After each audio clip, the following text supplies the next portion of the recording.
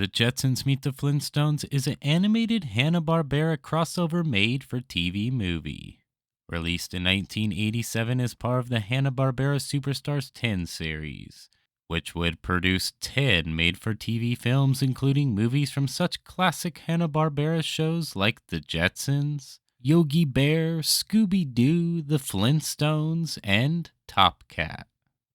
The Jetsons Meet the Flintstones would be the third film in the Superstars 10 series. The movie contains two of the biggest Hanna-Barbera properties, making the film one of the biggest animated crossovers ever. So let's get this thing started. What's that, Fred? The end of our vacation! Wake up!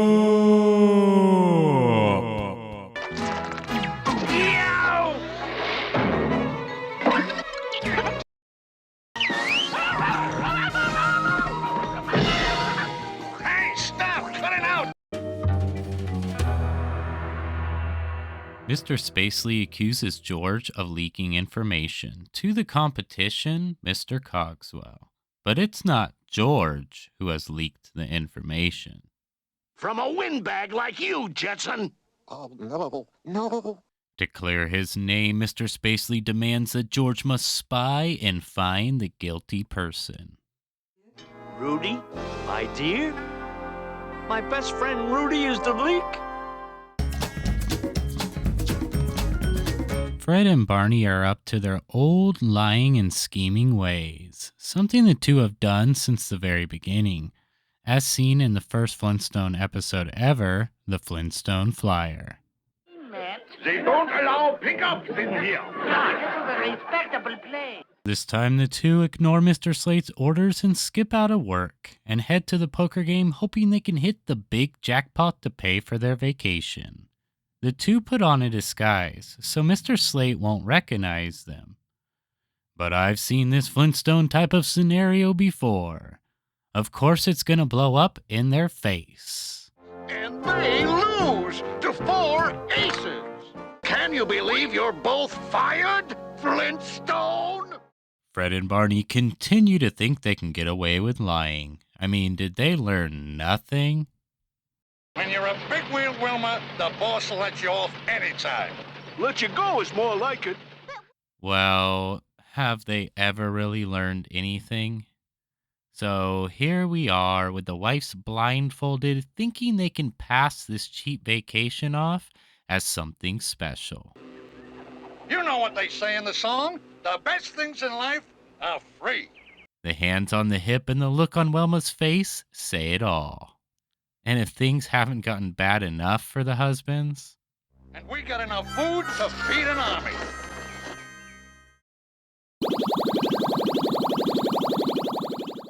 Elroy is up to his usual crazy inventions, and this time it's time travel that he is after. Uber duber, that was some trip. Wow. I wonder how far in the future we are. In 1994, the Flintstones and Jetsons would see a video game called Flintstones Jetsons Time Warp, and it was a similar premise as the movie. Fred Flintstone gets warped into the future and George Jetson into the past.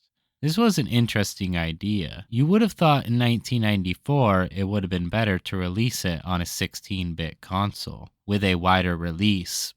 But what do I know? And I have never played a Philips CD game, so I can't speak to how good the game is. The Jetsons Meet the Flintstones is actually the first Jetsons-related material to use traditional cells since the Season 2 episode, The Vacation, which is the 54th episode in the series, being released in 1985. Yeah, that's right.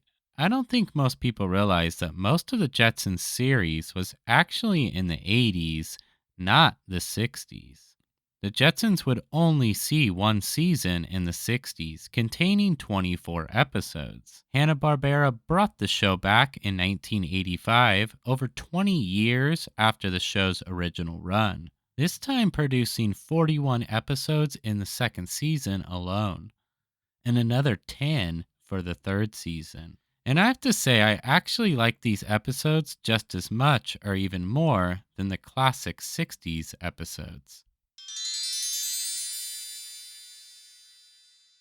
The Jetsons are the winners in this film. The animation is slightly smoother, their story is a little more interesting in the Stone Age. George becomes Mr. Slade's partner and becomes famous, known as the Flying Man from the future. The man from the future, flying into your hearts, George Jetson!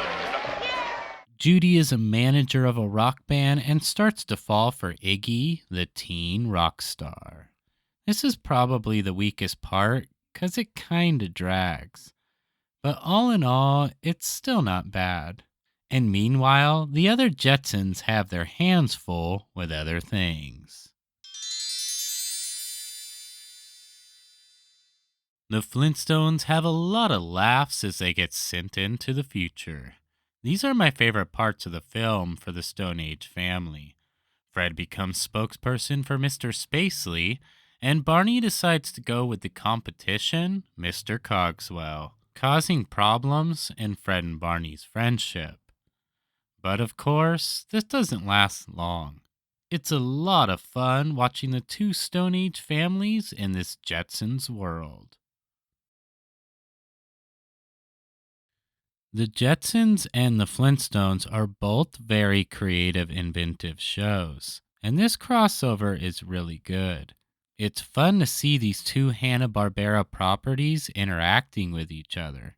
But that being said, I feel the fun really begins when the Flintstones are sent into the future while the Jetsons are stuck in the past. This is the real interesting thing about the film, is watching the two families try to make their way in a foreign time. I'm happy to say that this movie was a big part of my childhood. I'm a mega Hanna-Barbera fan. I've always loved these two shows, and I've even grown fonder love for the Jetsons property in recent years. And every so often I jump into that old time portal and revisit this classic piece of nostalgia. We'll see you later. Thanks for everything.